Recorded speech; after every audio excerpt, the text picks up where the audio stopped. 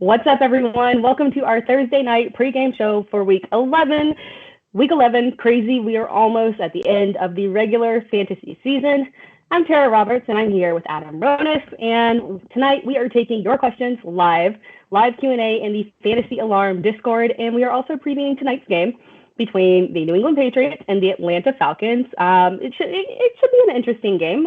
We've got some inactives that are coming through. Could at least be interesting maybe from a DFS perspective tonight for the showdown. Adam, how are you feeling about tonight's game? I mean, I want to be optimistic, but I mean, it's not obviously the most appealing game. Atlanta is headed in the wrong direction. New England is surging. New England's 4-0. Their last 4 games also 4-0 against the spread, won 5 of 6. They have a plus 98 point differential in the season. And we know the Falcons got absolutely trounced by the Cowboys last week. That's right, my team. Mm-hmm. They haven't really beaten any good teams. They did have a good game against the Saints a couple weeks ago, held on there. That's a division game. Cordero Patterson is inactive. That doesn't help. That takes a big weapon away. You would think Bill Belichick then would focus on Kyle Pitts. The only thing that's concerning is that a lot of the public money's on New England, and we saw this. Saw the same thing last week. Even though I said take Miami with the points, I didn't think they would win, but everyone was on Baltimore, and they just had a bad game. And the same thing happened on Monday. All the money was on the Rams, and the 49ers just crushed them. So I don't think that would happen tonight. I just don't see New England losing this game. Maybe they don't cover the 6.5, but I'd be surprised if they lost this game. But it is a short week. It's on the road, rookie quarterback, but Mac Jones has played very well. It's not turning it over anymore. It's like 1 turnover, 1 interception in the last 4 games. Damian Harris will be back tonight. So, you hope it's entertaining, but I mean, I can't imagine many people have. I mean, how many Falcons do you have on your season-long league that you're playing tonight? Outside of Kyle Pitts, you're not playing Matt Ryan. Even in a Superflex league, you're not playing him. You're really going to play Mike Davis or Wayne Gallman, Russell Gage. So, yeah, not much on the Atlanta side. And even New England, like Mac Jones, no one's playing him, I don't think. You'll play Damian Harris. Ramondre Stevenson's the question mark. Maybe Jacoby Myers. Hunter Henry. I mean, he scores touchdowns every week. So from a fantasy perspective, there's not a ton in this game for season long. That's true. And you make a good point about those primetime games. They've been a little bit weird lately. So, I mean, I felt pretty confident in rolling out my guys like Damian Harris, but at the same time, you get a little bit worried because you're like, we've seen these games go incredibly wrong for the favored team. So I'm hoping this is Bill Belichick. We're not going to see that, but I don't know. You never know what could happen. And it is Matt Ryan. Every now and then he'll kind of throw out some random 300-plus yard game with multiple touchdowns. And I don't know. We'll see. We will see. But in addition to previewing tonight's game, which we're hoping will be better than it looks on paper, we will also be running through hot topics from around the league. And again, we are taking your questions live from the Fantasy Alarm Discord and the DFS Alarm Discord as well. We'll take DFS questions. So if you make sure that you're logged into Discord, go ahead and get in there. You can go ahead and put your questions in under the live stream Q&A. Try to put them underneath there. That's where I'm looking. If I see them elsewhere, I'll try and grab them, but it just makes it a little bit easier for us to keep them in that live stream Q&A. But we'll be taking them throughout the show. And before we kick off the show, Fantasy Alarm has teamed up with Yahoo Daily Fantasy this season to offer a whole new DFS experience. And for a limited amount of time, you can get a free $25 contest entry credit after your first deposit with the promo code ALARM. And if that's not enough, how about we throw in our NFL DFS playbook free? That is right. It is a fantastic offer. You would get the award-winning NFL Playbook Pro package for free. Very helpful for setting your DFS lineups. All you got to do is sign up and deposit at Yahoo Daily Fantasy. So just go to fantasyalarm.com/Yahoo. Use the promo code ALARM when you sign up and make a deposit, and then go to dfsalarm.com. Wait for the pop-up, and then you will have it. It will be all yours. The NFL DFS Playbook Pro for free, all yours. Very helpful content in there from Adam, content in there from me, content in there from all the wonderful people at Fantasy Alarm. So it's a must-have in my opinion. Now, let's go ahead and dive into the hot topics from around the league. Compared to the weeks that we've had, Adam, this is actually probably the most mellow week of the entire season. It took us till week 11, but there's not any huge major topics for us to cover. So I thought we would go over, I guess the biggest topic from my perspective is the demolishing of these top Super Bowl contending teams, the Rams and the Tampa Bay Buccaneers. We'll start off with the Rams, who, it was just a horrific performance all around for the entire offense against the 49ers. The Rams defense, which is pretty steady, it's been very dependable, especially from a DFS perspective, gave up 31 points, 335 total yards on offense. They looked miserable, and we had the grand appearance of Odell Beckham Jr., which was a little underwhelming, but not really unexpected. It was kind of funny. We saw a lot of people on Twitter talking about, okay, Odell making the transfer over here, bringing his bad luck, putting pressure on Matt Stafford. I saw, some information from Troy Aikman, who was saying that, maybe it was Odell's fault that everything went a little bit awry. But Odell didn't really play that much. He was only on the field for 15 snaps, 2 of 3 for 18 yards, but the entire team was just kind of crazy. I mean, do we have any remote takeaways from that game as a whole? We're seeing a lot of it this year, just certain weeks, teams not showing up. I mean, it was surprising because it was 2 weeks in a row for the Rams. They were also awful in that Sunday night game against Tennessee, where Stafford had the 2 interceptions early, and Tennessee never felt pressure in that game. San Francisco, for some reason, has done very well against the Rams. Shanahan versus McVay. That was the first win for San Francisco at home in 393 days. Like, everything that led up to that game, if you looked at any trend, it all pointed to the Rams, except being a home underdog on Monday night, which favored San Francisco. And, the other thing is, too, San Francisco has not really been very healthy this year. They're starting to get healthy. You see the difference that George Kittle makes. I mean, Deebo Samuel's just had an amazing year. That last touchdown cost me 2 losses in fantasy, so a little sour about that. But, they are finally healthy. We'll see. Elijah Mitchell's, had the surgery on the finger, didn't practice today, so that's something to really keep an eye on. There's a chance he doesn't play this week. But, that was part of it. San Francisco didn't really have health, but that still was stunning because that game was so one-sided. It felt like the Rams were never in the game. And then they had that dumb fake field goal, which also cost me a loss. If Matt Gay kicks that field goal, I win. Instead, They go for the fake. They don't get it. So, yeah, it was a bad game for me on Monday night. But the Rams have to bye now. And it's funny, too, because Arizona's favored to win the division, but if you look at the NFC odds, the Rams have better odds to come out of the NFC than Arizona. So people, I guess, have more faith that Arizona is a better team. I mean, the Rams are a better team long term. Obviously, the Rams are in a tricky position right now because I believe they're 1-2 in the division. I think Arizona's 3-0. I wrote this down somewhere today. They play each other. So there's still a shot the Rams could win the division, but a lot of things have to break right for them. So I think the bye probably came at a good time. It allows them to incorporate Beckham into the mix. I don't think there was miscommunication on that interception. It looked like a broken play, and Beckham ran one day, and Stafford just threw it down the field in double coverage anyway. So, but it gives them time now to work on some things and figure some things out. So, yeah, I mean, it's just happening so much, right? The week before, we saw Dallas get obliterated by Denver, and then Dallas comes back and just obliterates Atlanta. So we just seem to be seeing a lot of it over the last few weeks that we just see these top teams just not show up or don't come to play and get dominated. Buffalo, Jacksonville. So just seems to be happening and being common lately. Yeah. And last time we talked, which would be last Thursday, it would be the day before the day before Robert Woods went out for the year. So, I haven't gotten to hear your opinion on this. It's a lot of discussion with people. Is Odell stepping into that wide receiver 2 role, or are we going to see more Van Jefferson? I mean, Van Jefferson did see a decent amount of targets in the game this week, but he wasn't particularly productive with them. So I don't think we really got any kind of positive takeaway in a situation where we were thinking, okay, this is Van Jefferson's chance to step up, because we knew Odell really wasn't going to be playing that many snaps. Yeah, I mean, I think it could be different every week. I mean, I lean towards Van Jefferson. He did drop a touchdown, but he's been good.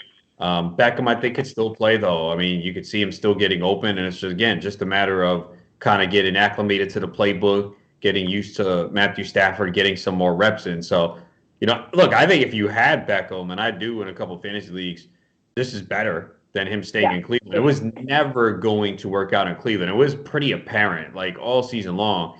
It was just such a headache trying to pray and hope that it would work out. I mean, Matthew Stafford is a better quarterback than Baker Mayfield. It is a better system, and he does have an opportunity to play now with Robert Woods out for the season. I mean, it's crazy how that worked out. It's like, oh, we'll bring him back, and then out of nowhere, Woods gets hurt in Friday's practice. We don't find out about it until Saturday. So, yeah, I think you might see it be split between them. Maybe 1 week Van Jefferson has a better game, next week Beckham, because we know Cooper Kupp is still going to get his huge target share. Oh, yeah, for sure. And then one final question regarding this game. If you were picking a coach to go into battle with, are you going with Sean McVay or are you going with Kyle Shanahan? I mean, I don't think you could take Shanahan only just because his track record and his numbers in the NFL have been atrocious. So I know he's done well against McVay, but I'd have to go with McVay. I mean, Shanahan, ever since getting the Super Bowl, it has not been good. And the 49ers as favorites are terrible under Shanahan. So we'll see. San Francisco going to the East Coast for that early game, and Jacksonville's defense has been playing pretty good. They suck offensively, but they've been competitive defensively. That is true. And then moving on to another weird occurrence, we had the Washington football team beating Tampa Bay 29-19. Brady was shaky. He did have 2 touchdown passes, but he had 2 interceptions. No wide receiver was particularly productive outside of Mike Evans because he caught one of those touchdown passes. Leonard Fournette was not particularly productive on the ground. It just was not a great showing. And again, similar situation to the Rams. This was their second loss in a row. So we're seeing, these big teams, these, teams that are poised to be Super Bowl teams are kind of, going through some struggles. Any takeaways from this or, any concerns, or is this just some weird random occurrence where it's just 2 bad games in a row? Yeah, I think it's 2 bad games in a row, although, again, maybe the absence of Antonio Brown, Rob Gronkowski, played a role. Gronkowski did put in a full practice today, so he could be back. They do play Monday night, so that's a good sign there. Washington played their best defensive game of the year in a game that Chase Young tore his ACL. But, yeah, I mean, it just felt like Tampa was just never in that game. I'm sure people were hitting the live line like, oh, yeah, they're going to come back, they're going to come back, and just didn't happen. So they're better at home. They're averaging 40 points a game at home. They've struggled on the road, and they go home this week against the Giants. So I expect them to win. I don't know if they're going to cover. I think they're 11-point favorites. I think I saw a stat that Brady's 0-10 against the spread in his last 10 primetime games. He's getting older. I don't know if he likes to stay up late. He's got his sleep and eating habits, so that might be a factor. Yeah, he is very specific. Yeah, so, maybe his sleep pattern is thrown off a little bit, but I would expect Tampa Bay to bounce back this week. But, they might not be as good. I mean, they haven't dominated this year. They haven't covered the spread. They haven't blown teams out. They blew Atlanta out, but that was 2 interceptions late. So they haven't covered the spread a lot, and they get a lot of respect. But they have had some injuries on the defensive side. They might get a couple quarterbacks either this week or next week. So, look, it's just parity in the NFL, right? Like every week we look and say, yeah, this is the team, and then they suck. Oh, this is the team, and they suck. So. And what's crazy is Tennessee's 8-2, and I think they're playing over their heads. They're averaging 4.4 yards per play on offense the last 3 weeks. You can't continue to win games doing that, and with no Derrick Henry, I mean, their running game is awful right now. They had 197 yards of offense when they beat the Rams. And last week, they had like 264. They should have lost to the Saints. So they have an easy schedule, and the path to the 1 seed is there for them, but I don't believe in them. Yeah, and from a fantasy perspective, I mean, we're just really not getting much out of anybody. Even AJ Brown is struggling. Tannehill, it just isn't someone that you feel very confident with playing. So, I mean, it is a really big odd situation there. And I guess maybe from an odds perspective, not a fantasy football related question, but I mean, you mentioned it. We do have a lot of these teams that are favorites that are struggling in some aspect. We don't really have any teams that are standing out. We've got, obviously, we talked about the Rams and the Buccaneers. We've got Arizona that is struggling with injury as well, that's sitting up there that you mentioned. We've got Green Bay, who has been strong, but I don't think we have any kind of overwhelming, this is the the clear dominant team because they're a bit lacking in some areas. We've got the Cowboys, your Cowboys, who, have been fantastic. Actually, I was having a conversation with someone who said they were a Cowboys fan but haven't been watching the season. I'm like, you got to watch the season. They're not a fan. This is your best, this is your best season. You need to tune in. It's been a while. This is the best it's been in a while. But, I mean, they've had a couple of questionable games as well. The Chiefs, we've seen their struggles. They've had one bad game. One against Denver. Yeah. That's the only. And their other loss was to Tampa week 1. They lost by 2. So that's true. Yeah. Yeah, they've come to play every week. The Denver game, I don't know what happened. I guess again we're seeing with every team they have this game where they just don't show up. So I mean, look, Dallas has a big test this week against Kansas City. Everyone thinks, Kansas City's back after last week. Well, I'm not convinced. I do think it's going to be a high-scoring game. The game total's 56.5. I know sometimes we get these shootouts and it doesn't happen. I'd be stunned if we don't see a lot of points in this game. I just don't see how this game is not like 30-27, 28-20, even if it goes under. Like, there's going to be touchdowns in this game. I just don't see either side stopping each other. But yeah, it's kind of wide open. And if you could figure something out and you have a lean towards a team and you get good odds, you put it down. But it just feels like every week it changes and everyone has a different perspective on what team is the best. Yeah. Very crazy. And then moving on to another situation, the last hot topic of the league that I felt could kind of qualify as a hot topic. Joe Flacco starting for the Jets. It doesn't seem like a big deal, but oddly enough, we do have quite a few people on the Jets team that some of us depend on from a fantasy perspective. We've got Michael Carter. A lot more people are feeling comfortable with Elijah Moore, going to the waivers, picking him up. We've got Corey Davis that's pretty high rostered. So, is there any concern with these Jets? Are you still rolling these ones that are startable out? Yeah, I haven't really changed it much. I know I saw some numbers that Flacco has looked at Elijah Moore. Obviously, White was checking down to the running backs a lot, so maybe that's something with Carter and Ty Johnson, but I haven't really changed them significantly. Carter's still an RB2. Ty Johnson, I mean, you don't want to use him if you don't have to, but there are some scenarios where I have to use him as an RB2 this week due to injuries or everything, and you just hope that he can continue to get you, 10 to 12 points in a PPR like he has been. They have been throwing the football quite a bit. Maybe he finds the end zone.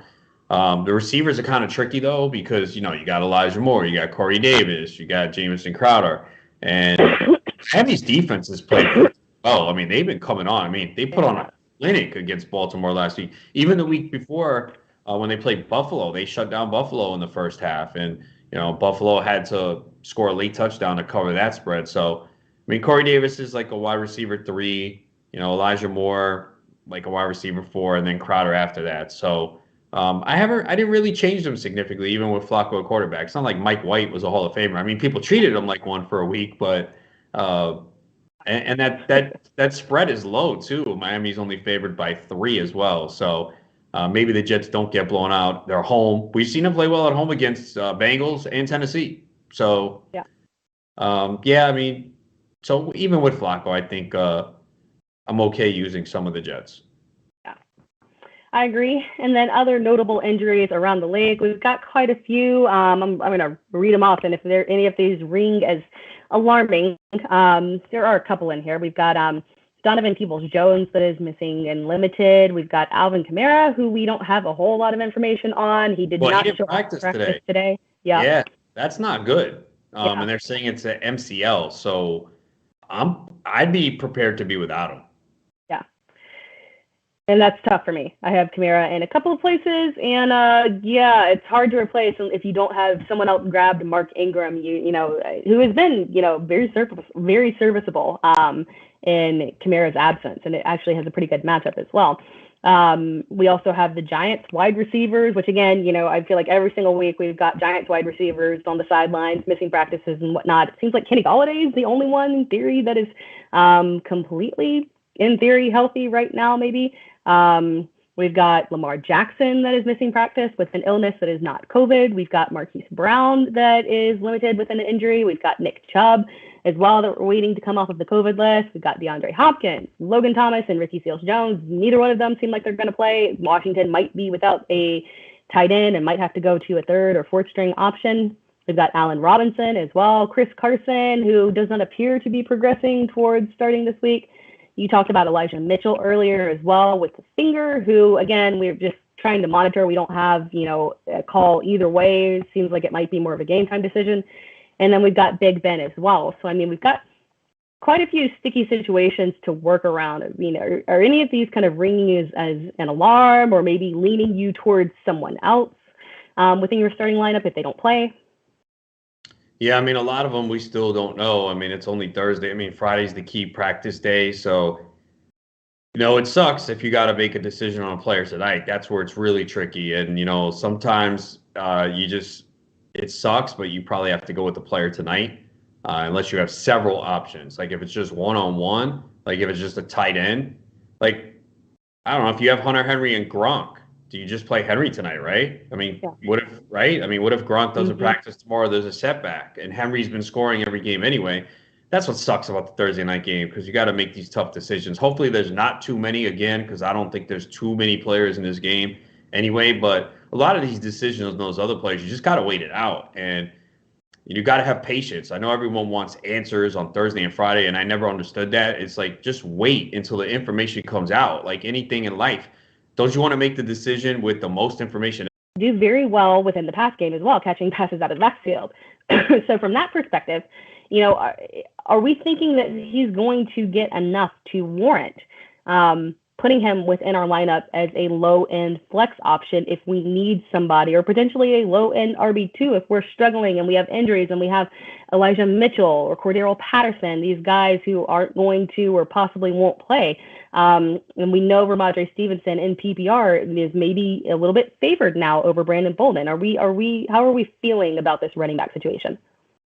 Yeah, definitely like Stevenson over Bolden, but it's tough to know. I do think Damian Harris goes back to the lead role. He's been excellent this year, so I think he is the main back. How many touches Stevenson gets? Again, a lot depends on the game flow. Are they up big? I could see him getting 8 to 10, catch a few passes. We know Harris hasn't caught many passes, so I got Harris ranked higher.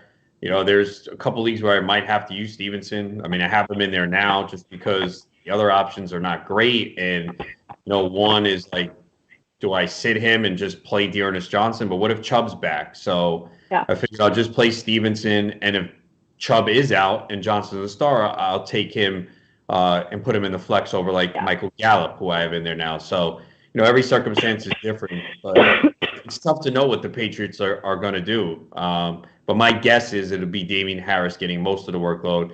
And it's a good matchup. Falcons allow the 5th most fantasy points to running backs, 122.1 rushing yards per game. Both of these guys can be good. You might see Harris get, 12 to 15 touches, and maybe Stevenson 8 to 10, and maybe both find the end zone. It's certainly possible. So I'd say, Stevenson's more of a flex play, more out of desperation if you don't have like a great alternative. But I wouldn't be starting him over top 20 running backs, obviously.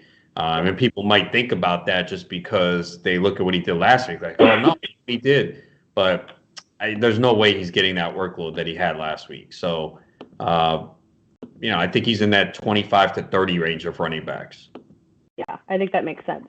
Something else that I've seen in terms of questions regarding the Patriots is a lot of people are looking towards Mac Jones as a streaming option. I'm saying, am I playing Mac Jones over Cam Newton? Am I playing Mac Jones over Kirk Cousins? What is that threshold right there? Are you feeling any confidence in rolling Mac Jones out in this situation? No, because the pass volume is just not there. So, if you think the Patriots are going to control this game, like how can you have confidence in Mac Jones? If he's been good from an NFL perspective, he's not been great from a fantasy perspective because they don't allow him to throw. They're favored by 6.5. So if that goes to 4, look, he had 23 pass attempts last week, right? In a blowout. He had the 3 touchdowns. in a 45-7 game, but he had 23 pass attempts. He had 18 the week before when they controlled the game against Carolina. He had 35 against the Chargers in a competitive game. And last week was the first time he threw more than 2 touchdowns. So the only game, I mean, he had a couple games earlier in the year where he threw a lot, but that was the game against the Saints that they lost. The Tampa game, obviously, you're not going to run a lot on Tampa, but you can run on the Falcons here, and they should be in control. So I'm not starting him over Cam Newton, not starting him over Kirk Cousins. Like, he's like 19th, 20th at quarterback for me. So I don't think he's a great play. And then I think the only other option that we have, really, I don't think we're looking towards the receivers as very reliable in this situation, but we did talk about Hunter Henry, who does have the upside of being targeted quite frequently in terms of getting touchdowns. So I think he would be the only other option for me in terms of guys that I'm looking to play in this situation. Yeah, I mean, Hunter Henry is just scoring pretty much every week, and they don't have that big red zone threat at wide receiver. It's been Hunter Henry. So I know a lot of people are looking for his anytime touchdown because he scored 7 this year, and he scored every week except one since Tampa game. So he had 2 last week. So he scored in 6 of the last 7 games. The thing is, the yards are just not there. That's what's crazy. Look at his yards the last few games: 37, 19, 33, 23, 25. So his touchdowns have been saving him. So, like, beware of that. If he doesn't score a touchdown today, you're looking at a disappointing game. You might get Mike Gesicki like last Thursday and get that donut. That was such a weird situation with him. But yeah, moving on to the Falcons. This one might be a little bit quicker because we got the confirmation that Cordell Patterson isn't playing. He is one of those guys who is the guy that we play for Atlanta. If he's not playing, I don't think we feel super confident going with Mike Davis or Wayne Gallman if you have to. If you have to and you're in a situation, you're in a deep league, Wayne Gallman is someone who I did advocate as a waiver wire pickup just in case that we see this transition away from Mike Davis if he's kind of puttering out. But in this game specifically right here, let's say that you're in a situation where you have to make the choice. Am I going ahead with Mike Davis, or am I going to the waivers and getting Wayne Gallman? Are you leaning towards? Are you leaning one way or the other? Well, I know people think that this backfield is shifting to Gallman, but comments from Arthur Smith were saying, hey, it was a blowout. We were just giving the backups reps. So that could change, obviously. Look, I wanted no part of Mike Davis before the year. I couldn't believe where people were drafting him. He's an older back, never showed he could stand up to a workload, started to wear down last year. And people's argument were, but there's no one else in the backfield. And that is not a good argument because there always could be someone who emerged. And it was Cordell Patterson. I didn't see that coming, but there's always someone else that could come in and take the job. I'm not playing Mike Davis. You got to be desperate. Like, he's like RB 32, 33. You know, it's a tough matchup. New England's been really good defensively against the run, and especially over this stretch here where they've been winning games. They're 13th in run DVOA, 5th against the pass. And Atlanta struggled to run the ball all year. So don't want to play Mike Davis. Don't want to play Wayne Gallman. Yes, stash him just in case. They might turn to him down the stretch because what do you need to see with Mike Davis? But not playing him tonight. I think the only player you're really playing here is Kyle Pitts. And you are concerned because what do we always say about the Patriots? Oh, they're going to take away your best options. So, I mean, there's no one else to focus on. But I think if you have them in season-long leagues, you're playing them. Like, I have them. In one league. I'm playing them. Yeah. It's such a weird situation because it's Kyle Pitts. You have to. He is the number one option. It's no question. But unfortunately, man, you know, it's weird because if they take away that number one option, we still don't feel comfortable going with any wide receiver for the Falcons. There's Gage, there's Sharp, there's Zacchaeus, but we don't feel comfortable with any of those guys at all. So it's such an odd situation for these Falcons, this Falcons team, where you don't feel comfortable with literally anybody when you compare that to like the Jets, who is an uncomfortable team, but you feel okay with some of those options there. You're rolling them out, but yeah, the Falcons, there's just not a lot going on here, unfortunately. All right, guys, and we will go ahead and jump into the Fantasy Alarm Discord. And if you guys have any questions, please put them in the live stream Q&A. I see you guys are, let's see, are we in? Yeah, I see you guys in there already asking some questions. And we are going to go ahead and start off with, looks like a Ramondre Stevenson question. So we've got from Hans03. Normally I avoid New England running backs, but I picked up Ramondre Stevenson on waivers yesterday. Should I start him or should I drop him before the game and snag Jeff Wilson Jr.? And this user also has Elijah Mitchell. So are you more comfortable? I'm gonna guess where you would have with this one, but are you more comfortable with Ramondre Stevenson or just waiting and seeing if Jeff Wilson is going to play? I mean, if you look, I don't want to drop Stevenson if I don't have to, but if you have Mitchell, you should pick up Wilson for sure because there's a chance that Wilson is the starter this week. You know, I know they keep saying, yeah, Mitchell's going to play, but they don't know. What if he can't hold the football? So I don't want to drop Steve. Here's the thing. You don't want to drop any running backs right now. You just don't. We're getting towards the playoffs. You want to have these guys. You saw last week, right? Harris didn't play. What did Stevenson do? So I don't want to drop him. And every league is different. Bench spots. I'd rather drop a receiver that you hardly play. You want to have as many running backs on your bench because you see what happens, right? A.J. Dillon now. I mean, he's been rostered in most leagues. But what if you had the same conversation last week? Well, Dillon, I never play him. And no, look what happens. Now Dillon's in a top 10 running back this week. So you want to try and not drop any backup running back. This is the time as we get headed towards the playoffs and bye weeks right now, you want to add these backup running backs. You want to have them on your roster so you don't need to spend money. So I don't want to drop Stevenson. Hopefully you have someone else that you can drop to add Wilson. Yeah, I completely agree with you. I don't want to, but if you have Elijah Mitchell, I would feel comfortable because it's not a situation where if you pick up Jeff Wilson and you're saying, okay, I'm going to go with Jeff Wilson and Mitchell starts, well, okay, then you've got Mitchell. So you're pretty safe there going with having Jeff Wilson and Elijah Mitchell. All right, and then moving on to the next question, half PPR, Hurts or Wilson? I'm going to go with Hurts. Look, I think Wilson's going to be fine. It might take another week. We've seen all these quarterbacks who miss time. They come back and struggle the first game. We saw with Dak Prescott, Aaron Rodgers, Tyrod Taylor. And the finger, obviously, was somewhat of an issue. Maybe he came back a little early because the deep ball didn't look great.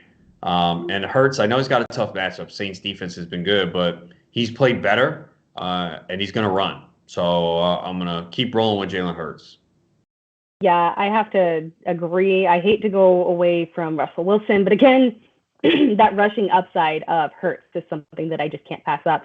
Even if he's being limited from a pass perspective, just the upside that he gives you on the ground really just tilts it for me. Then next question, half PPR. Considering starting running back or currently starting running backs, Joe Mixon and Damian Harris. And wide receiver is DJ Moore, Rashad Bateman. Flex is Amari Cooper and Myles Gaskin. I have Metcalf, Foreman, and Elijah Moore on the bench. Are you starting any of these guys over the current starters? Okay, I mean, you got to get Metcalf in there. Yeah. And the wide receivers were DJ Moore and Rashad Bateman that are in there currently. Yeah, I'm taking as of now, because Hollywood Brown hasn't been practicing, but he hasn't practiced much with a thigh. I mean, obviously, if Hollywood's out, then Bateman gets a boost. But right now, I would take Bateman out. Yeah, same here. You got to play Metcalf. Look, Seattle is going to bounce back this week. There's a big game for them. They're home.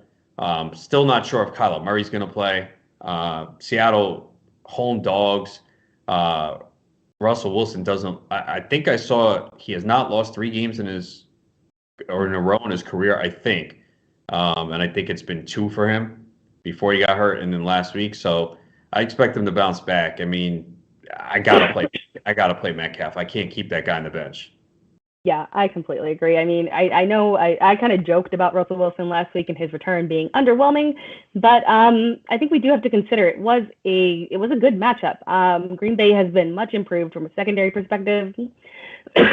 And it sounds like the weather and just finger was just a little bit too much, maybe a little bit too soon, and that he was still recovering a little bit more. So I think it kind of affected him there. But I do trust him moving forward. And obviously, when between Metcalf and Lockett, I'm always going with Metcalf. So I do think that he's someone that I have to get into my starting lineup. And then next question from that same user, we've got quarterback would be Justin Herbert or Joe Burrow. Yeah, that's close. I'm gonna lean. I think I'm gonna lean Burrow here against Vegas. Game totals 50.5. Herbert's got Pittsburgh.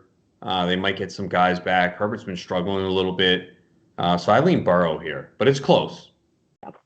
Yeah, same for me. I really like Burrow this week. Very much so in on Joe Burrow to Jamar Chase. Again, it's just that matchup with Vegas, who has been they've been a little bit of a mixed bag. They've given up some pretty significant games. They've been okay against the pass in some situations, but the fact that they've really given up some big games to several good quarterbacks leads me to believe that this is an opportunity that Burrow can have a big game. And then next question. So the question regarding Metcalf was that he didn't have did not practice on Wednesday. Wednesday practice is meaningless. Yeah. A lot of veterans rest, even Thursday sometimes. So, and either way, you didn't have a player tonight going, right? So you can wait it out. But it doesn't sound like Metcalf's going to sit. Yeah. You just have to be careful with those things. I know we see a lot of them, but sometimes they're just rest. Like we had Aaron Rodgers that had no practices in a row, and he said he was just taking rest. Not a big deal, not alarming. Only get alarmed if there's an actual injury tied to it, or maybe a personal situation as well. And then sit one between Metcalf, Thielen, A.J. Brown, Jamar Chase, and Devonta Smith. Oh, my goodness. And PPR? I'm going to, full point PPR. It's got to be Smith. I mean, I know we've seen flashes from him, but he could see some Marshall Lattimore. So, yeah, he's the most inconsistent and erratic of that group. Yeah, I agree. I would go with him and maybe Thielen, just because I get the feeling that game, Green Bay versus Minnesota, is just going to be aggressively on the ground for both of the teams. I'm feeling pretty good about both Dillon and Cook. So I might lean towards, Thielen always has that upside of the touchdown, but if I were going to sit one of them, other than Smith, it would definitely be Thielen for me. Yeah, he's been very touchdown reliant this year, too. Mm-hmm. And can I drop Gronk or the Miami defense for Jeff Wilson? Oh. I mean, you can drop the Miami. I'm assuming, you got two defenses? I mean, Miami's defense this week is a pretty good play. Obviously, against the Jets, they're probably, top 3. So, I'm assuming you have another defense. So, a lot will depend on that. Yeah, if there's sorry guys, my kid jumped in and snuck upstairs. And but yeah, if you're holding on to a secondary defense, for sure I would be dropping Miami. I can only assume if you're not starting Miami's defense that maybe you've got like a New England or something, a very solid defense. So yeah, I can't imagine who else you're holding on to if you're not actually playing them. Yeah, I wouldn't hold on to two defenses right now. I know a lot of people like to, but try not to hold on to two defenses, especially when you have running backs like Jeff Wilson on the waiver wire. Yeah, for sure.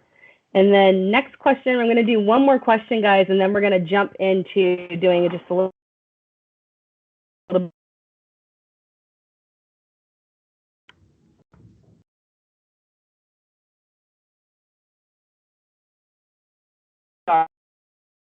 between these three. And Antonio Gibson, Mark Ingram, or Damian Harris.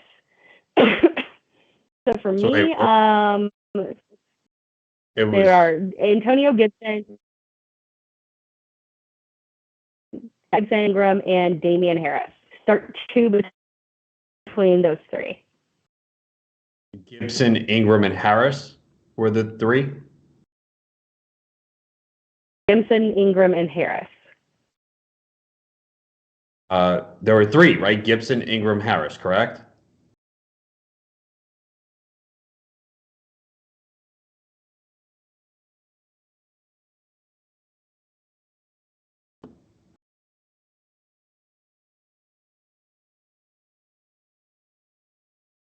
Uh-oh. Oh, no, is it me? Can you guys hear me?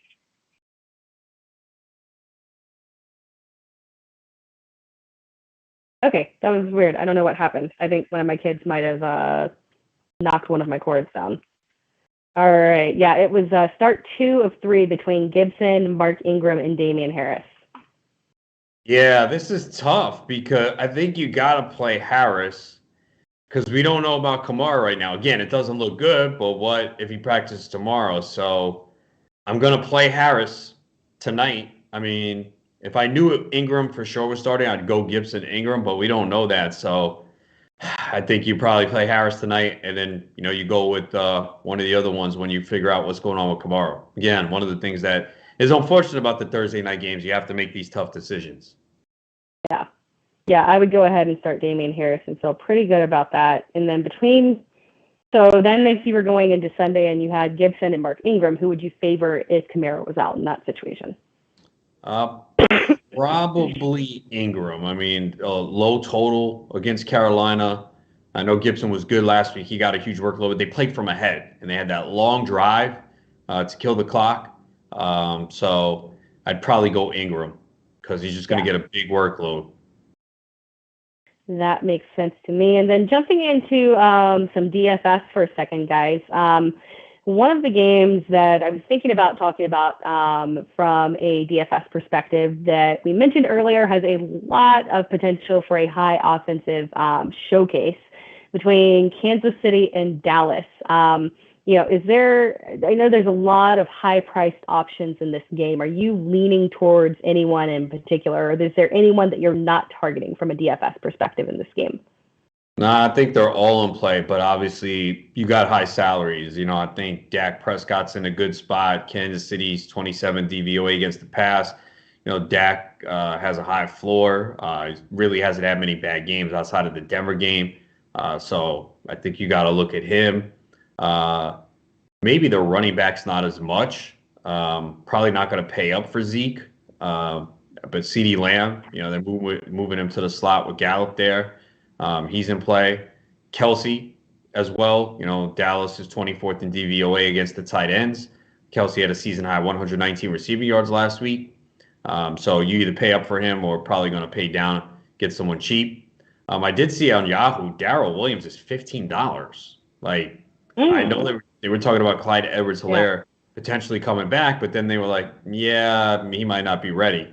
So we saw Williams have a big game last week. So, yeah, I mean, pretty much anyone is playable in this game because, again, I expect a lot of points. But it's really hard to stack it because you're going to be paying a heavy price tag unless obvious value opens up. I haven't seen what A.J. Dillon is on some sites. I know he's $20 on Yahoo.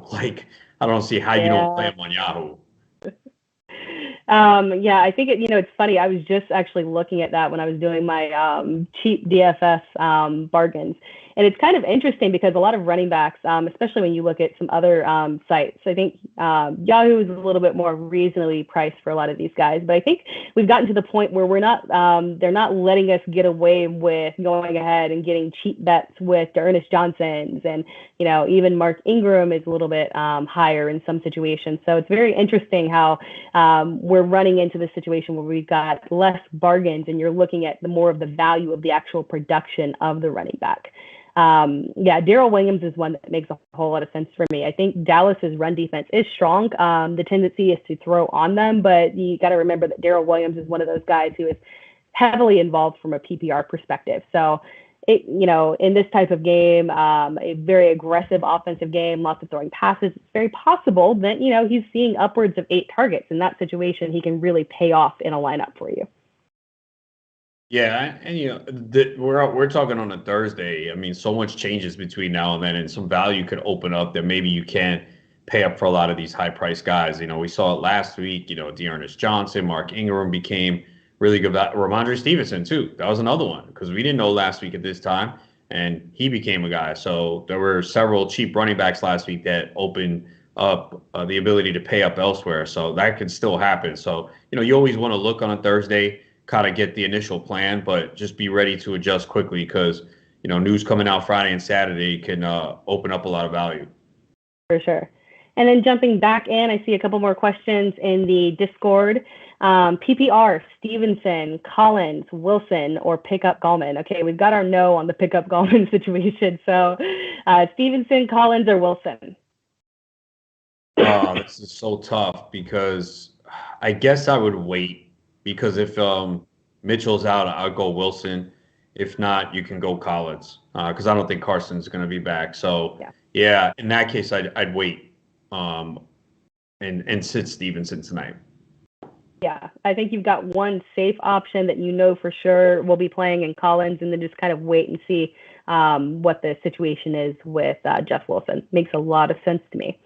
And then defense question, Bills defense or Miami? I know this is probably crazy, but I'm going with Miami. Bills have a tougher matchup against the Colts. And, we've seen the Jets will turn it over, and defenses have done very well against them. So, and Miami's defense the last couple games has played very well. So I'm going to go with Miami this week. Yeah, no, I don't think you're crazy. I was kind of leaning the same way as well. I think, I think it makes a lot of sense. They really have been coming around. And Miami's defense is someone who, in theory, should have been stronger heading into the season because they have a lot of solid pieces on that team. But they were a little bit unhealthy. So I think things are just kind of falling into place for them. And we've got Joe Flacco that's starting, for the first time this season. So it could be a situation where they're able to take advantage of that situation within the Jets organization. So I think that makes a lot of sense to me. And then another Jets question. Have been the best matchup for fantasy defenses this year. Yes. Also a fantastic matchup I guess we can actually jump to Miami as well. That was one of the ones that I wanted to cover now that we're on the topic because the Jets have also been a fantastic matchup for offenses facing them as well.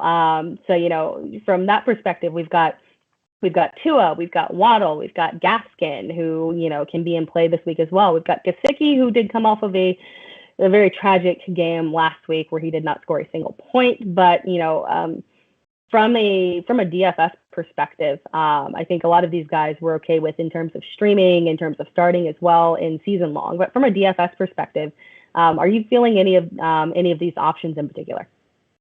Yeah, Tua for sure. Tua has taken advantage of the bad defenses he's faced. He's either faced really top defenses and struggled or really bad defenses and exploited them, like we saw in Atlanta and London. He had 4 touchdowns. So, yeah, he's in a good spot. So you can look at him. You mentioned Jalen Waddle, his go-to guy. I think Gesicki could bounce back. Gaskin, I don't love, but hey, it's a good matchup. He could catch a lot of passes. It has been a struggle at times for him on the ground, but this is a matchup if there's anywhere he could go off. So, yeah, definitely consider the Miami players for sure. Yeah, the Jets are dead last in DVOA against pass. Tua can thrive in this, and they're second to dead last against the run. So, and I feel like it's all systems go with the offense there. Then heading back into the questions. I have Kittle. Can I drop Gronk in half PPR? Or are you wanting to hold on to him? And it's a 10-team league. Yeah, you could drop Gronk. You're playing Kittle every week. It's a 10-team league. Yeah, I don't see the need. If you have short benches, I don't think you need to hold on to 2 tight ends. Kittle always has that risk, but he's looked really good since he's come back. So you're playing Kittle every week over Gronk anyway. Yeah, for sure. And then in 10-team leagues, honestly, if something were to happen to Kittle, there's value on the waivers. I know I just picked up Hunter Henry in a 10-team league. So, there's plenty of guys you can go with there. There's Cole Kmet that's coming along. There's Dan Arnold that's probably out there. So if something were to happen, you can piece it together. So I agree. Dropping Gronk is the safe option here. Then full PPR question. Tight ends. I like this one. Goddard, who is cleared from concussion protocol. And then we've got Pat Freiermuth or Dan Arnold. I'm going to go with Goddard. I know Arnold has been so good in PPR, high floor, even though he's yet to score a touchdown. But it's close with him and Arnold. But I'm going to lean Goddard if he's good to go. He had a couple catches for 22 yards in the first quarter before that concussion. He's going to get targeted. So I'm going to roll with him. Yeah, I think that makes sense too. I love Pat Freiermuth. I don't trust him unless Big Ben is playing, and we don't have confirmation on that yet. So again, that's something that I would hold off on before I'm even rolling him out at all. Then we've got a question of, okay. The reason that the user was asking about Dan Arnold and Pat Freiermuth is because they've got Chase Edmonds. Would you drop Chase Edmonds to grab either one of those tight ends, Dan Arnold or Pat Freiermuth? I'd probably hold Edmonds. I know it could be multiple weeks, but when he comes back, he's going to get touches again. It's tough to find those running backs. So if you're going to make the playoffs, you're in a good spot. I'd hold them. Again, I don't think you need to have 2 tight ends in a 10-team league. Yeah, for sure. And then PPR, Kendrick Bourne or Jamal Agnew? I love this question because I actually like both of these guys. I know Jacoby Myers got his touchdown last week, but outside of the touchdown, Kendrick Bourne has actually been more productive. It's more volatile, but he definitely has the upside there. And then you've got Jamal Agnew, who again, behind Dan Arnold, it seems to be the secondary option in terms of them looking to actually get the ball to a player. So who are you going with, Kendrick Bourne or Jamal Agnew? Probably go with Bourne. He's been the deep guy. I know Agnew came through last week, but it was no receptions and 3 carries and a long touchdown. So tough to trust that Jacksonville offense at this point outside of Dan Arnold and James Robinson. So I'll go with Kendrick Bourne. Yeah. I feel like a lot of people are frightened to start Kendrick Bourne, but it really has been kind of oddly reliable. It doesn't come in a very pretty way sometimes or the most predictable way. I know there was one game, the vast majority of his points came from his touchdown pass, but it's happening. He's been fairly consistent, so very interesting. Then we've got a question about Lamar Jackson. Are we worried about Lamar Jackson this week? Not now. So it sounds like he's had this a couple times this year where he's kind of just been sick. I don't know what's going on, but yeah. No, I'm not really worried yet. This kind of happened before, so not really worried. Yeah. And then, we're talking about Dan Arnold and Jamal Agnew. Jumping back to DFS for a second, that San Francisco game versus Jacksonville, obviously both of those teams are someone who you would probably prefer to pass on. Jacksonville's defense has been coming together a little bit more. You talked about that earlier, but it's still a good opportunity for Jimmy Garoppolo, for Deebo Samuel, for Kittle as well. And then on the other end, we talked about a few of those players that it's kind of hard to trust a lot of them because from the Jags perspective, unfortunately, we thought that it was going to be one way with Marvin Jones and Laviska Shenault, and they just haven't been reliable. So from a DFS perspective, is there anyone in particular that you're targeting in this game? Not much here. Deebo, you could definitely. The guy's just been on a tear, and they're even giving him carries now. So I would not play Garoppolo in DFS. I know the matchup is good, but they don't want to throw like that. So Deebo, for sure. Jags are 31st in DVOA against the pass, so it's a good matchup for him, and he's been getting it done every week. And then I don't even know if I'd spend up for Kittle either. Yeah. He's been good, but I'd rather just pay up for Kelsey. So there's actually not much in that game that I'm looking at. Jacksonville, Dan Arnold in a PPR. That's about it. James Robinson's banged up again. He's on the injury report, so just not really playing anyone on Jacksonville. Would you lean towards, and I might want to check the pricing here real quick, but would you lean towards playing Jeff Wilson? Let me see what he is listed at. $14 in Yahoo. How much? Wow. $14. Yeah, if Elijah Mitchell's out, you got to think he's going to get a big workload in a favorable matchup. So, he'll become popular because that'll be a way to save money. Yeah, for sure. Yeah, and if Elijah Mitchell plays, he is $19. So again, that's not someone who is extremely expensive. Although, we're probably leaning more towards guys like Deebo in this matchup. Probably not going with Brandon Ayuk, unfortunately. I was very hopeful for a second that we might be seeing a turnaround, but I just, there's not a lot reliable going on with him, in my opinion. Yeah, they didn't need to pass a lot last week, so that's where he got hurt. Yeah.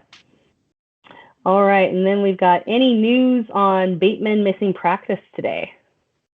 Yeah, I saw that. Again, don't know. It's still early. Friday is the key. So just something to pay attention to. Yeah. All right. And then heading back over, I think maybe we've got one more minute. I'm going to do one more DFS question. Are there any high-priced players that you are avoiding this week? I wouldn't say avoiding. A lot of them look like they're in good spots. Yeah, this is a weird week where I feel like last week when I was looking at DFS, I was looking at just not a lot of fantastic matchups where you're just really depending on the player. Jonathan Taylor doesn't have a great matchup, so that's definitely a contrarian play because that guy could go off against anyone. But Buffalo's a tough matchup. They're really good defensively. That's probably someone you're not going to pay up for. Yeah. All right. And then lots of trade deadlines this week. One more question from our Discord. Lots of trade deadlines this week. Any player that you're wanting to trade for or trade away? Trade for David Montgomery. We saw him finish the season strong last year. That offense is getting better. And we see he's going to get a full workload. Mike Williams, because I think you can get him really cheap. They have to discover that they need to start throwing the ball deep again. So those are two guys. And DK Metcalf did put in a full practice today. Alex Collins did not practice due to a groin issue. So keep that in mind. Yeah, for me personally, I like possibly trading for Daryl Henderson. He's had a couple of games where he's really struggled. So you might find some owners that are feeling a little bit down, feeling a little bit frustrated, and maybe you can take advantage of selling somebody that's been a little bit higher recently. So I think maybe him or possibly Josh Jacobs might be a good bet as well, just because the Raiders kind of have a crazy good schedule moving forward, especially in the playoffs. But those are the two guys for me. But guys, we're going to go ahead and we are going to wrap things up because we're very close to game time. It is 8 o'clock Eastern time. And I think some of us, maybe me in particular, maybe need to go make our showdown lineups because we did not do that before the game. But we're going to go ahead and we're going to head out here. We got the Patriots. We got the Falcons. Everybody go enjoy the game. Have fun. Set your lineup. Double check. Make sure that you're double checking. Move your flex players that are playing tonight into out of flex and into your regular positions. And as always, I'm Tara here with Adam. We appreciate you joining in. Go tune in to the game and come back next week for another round of Thursday night pregame show. Thank you, guys.